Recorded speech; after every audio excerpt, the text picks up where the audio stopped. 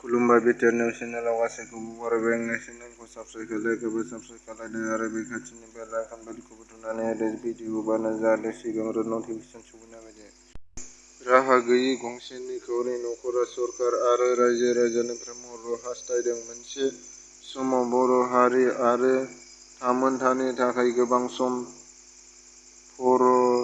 फरायसा आफादाव थानानै खामानि मावबोनाय सेरफांगुरि थानानि सिङाव थानाय सालबारि गामिनि बिथां मनजय बसुमतारिया लिभार डेमेज जानानै फाहामथाय लासेयावबो मोजां जानो हायाखै। बेनिखायनो बिथाङा दुखुथिया नखरा गावनि देहाखौ फाहामथाय लानो हानाय बायदि साफ्रोमबो रायजो राजाफोरा लोगोसे बि टि आर सरकारनिफ्राय अनसुंथाइ लुबैदों। दुखुनांथाव बाथ्रा बेसोदि मनजय बसुमतारिखौ गुबुन गुबुन देहा फाहामसालिनि देहा फाहामगिरिनाव फाहामथाय होनो थांनाय गोरिब नखरा जा धोन सम्फथि दंमोन जोबस्रां लांजोबबाय। नाथाय दिनैसिमबो बेरामा एसेबो साबसिनाव फैयाखै होननानै दुखु फोरमायो।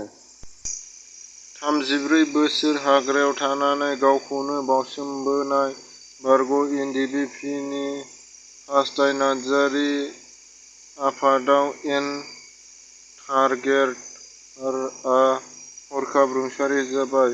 क'क्राझार जिल्ला सेरफांगुरि थानानि सिङाव थानाय थेङागाव गामिनि थागिबि एन टाइगार बिथाङा मोदोमाव पेर'लेस जानानै हापाथाम लाना समावनो हरखाब नखरनि आंगो अनसुलि बिसिजों लोगोसे सानै फिसाज्लाखौ गारलांना रुंसारि जायो।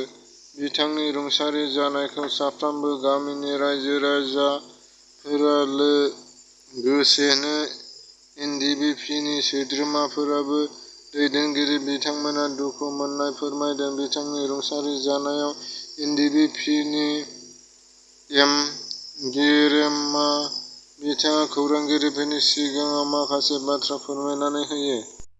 चिरां जिल्लानि दाब दाब जायगाफोराव आइजोफोरा दाउ फिसिनाय हाबाफारिखौ एप्रिल दाननिफ्रायनो मावबोगासिनो दङ।